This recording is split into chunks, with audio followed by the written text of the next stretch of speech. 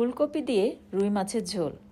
আর ফুলকপি ফুরিয়ে যাওয়ার আগে অবশ্যই এভাবে একবার রান্না করে খেয়ে দেখবেন, আশা করছি অনেক বেশি ভালো লাগবে। তো তার জন্য চুলায় একটা হাঁড়িতে আমি 2 টেবিল চামচের মতো সরিষার তেল নিয়ে নিলাম, আর এর সাথে 1 চিমটি আস্ত জিরা অ্যাড করে দিলাম, আর 2টি তেজপাতা দিয়ে একটু ফোড়ন তুলে নিয়ে এর সাথে অ্যাড করে দিলাম একটি বড় সাইজের পেঁয়াজ কুচি। আর পেঁয়াজটাকে কিন্তু আমি একটু মোটা সাইজ করে কুচি করে নিয়েছি। আর স্বাদ মতো লবণ অ্যাড করে দিলাম, 1 চা চামচ দিয়ে দিলাম রসুন বাটা। তারপর আমি 1 কাপের মতো পানি অ্যাড করে দিলাম মশলাটাকে খুব ভালোভাবে কষিয়ে নেওয়ার জন্য। তারপর অ্যাড করে দিয়েছি হলুদ পাউডার, মরিচ পাউডার আর ধনিয়া পাউডার।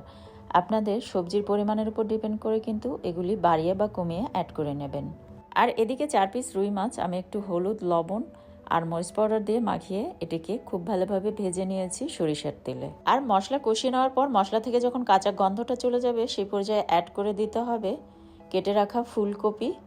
একটি বড় সাইজের আলুও কিন্তু ফুলকপির সাথে কেটে নিয়েছি। তো সব কিছু একসাথে মিক্স করে নিয়ে ঢাকনা দিয়ে ঢেকে 2 থেকে 3 মিনিটের মতো এটাকে একটু কষিয়ে নিয়েছি চুলার পাওয়ারটা মিডিয়ামে রেখে। তারপর 3 মিনিট পর ফিরে এলাম।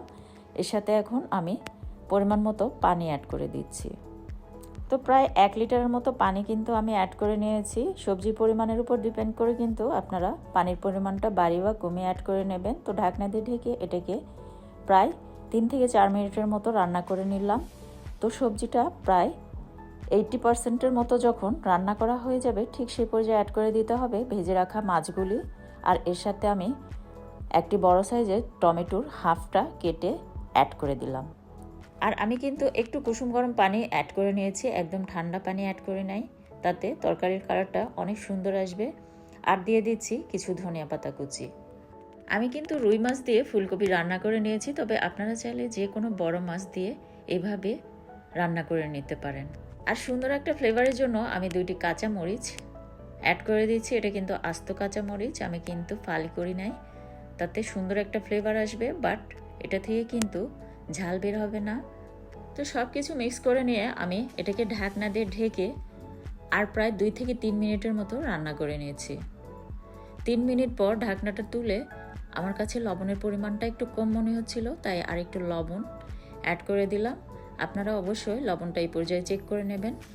তো সবজিগুলি কিন্তু খুব ভালোভাবে সিদ্ধ হয়ে গিয়েছে, আর এটার কালারটা কতটা সুন্দর হয়েছে তা দেখে বুঝতে পারছেন।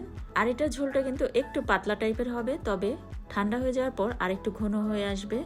গোটা জিরা দেওয়ার কারণে এটার সুন্দর একটা ফ্লেভার আসবে, আর গোটা জিরা যখন খাওয়ার সময় দাঁতে পড়বে তখন কিন্তু আরো ভীষণ মজার লাগে। তো শীতকালে গরম গরম ভাতের সাথে ফুলকপির এই তরকারি সার্ভ করুন। রেসিপি ভালো লাগলে চ্যানেলটি সাবস্ক্রাইব করে সাথে থাকুন। ধন্যবাদ সবাইকে।